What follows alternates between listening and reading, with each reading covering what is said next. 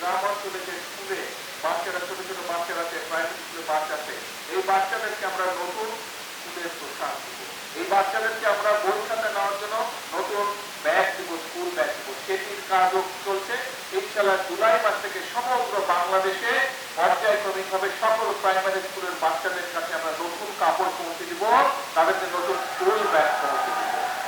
প্রিয় ভাই বোনেরা, আমরা বলেছিলাম যে আমরা সরকার গঠন করতে সক্ষম হলে আমরা এই যে এলাকায় বিভিন্ন মসজিদ, মাদ্রাসা আছে, অন্য ধর্মের যে ধর্মীয় প্রতিষ্ঠান আছে, এইখানে যারা ব্যক্তি আছেন, মুসলমানের ইমাম খতিব আছেন, মসজিদ মাদ্রাসায় অন্য ধর্মের যে ধর্মীয় গুরু আছেন, তাদের জন্য আমরা সম্মানের ব্যবস্থা করব। আমরা সে কাজটি আলহামদুলিল্লাহ আল্লাহর মতে আমরা শুরু করেছি, ধীরে ধীরে আমরা নিয়ে যাচ্ছি। এখন প্রিয় ভাই বোনেরা, এই যে কাজগুলো করছি কম বেশি, আমরা বলেছিলাম যে আমাদের দেশের অসংখ্য তরুণ আছে, ছেলে হোক মেয়ে হোক, যাদের হয়তো শিক্ষার আলো আছে কিন্তু তাদের হয়তো কর্মসংস্থান নেই। আমরা বলেছিলাম যে আমরা সরকার গঠন করতে পারলে আমরা ধীরে ধীরে আমরা সমগ্র বাংলাদেশে যে আমাদের গবেষণা ইনস্টিটিউশন আছে এগুলোকে জোরদার করবো।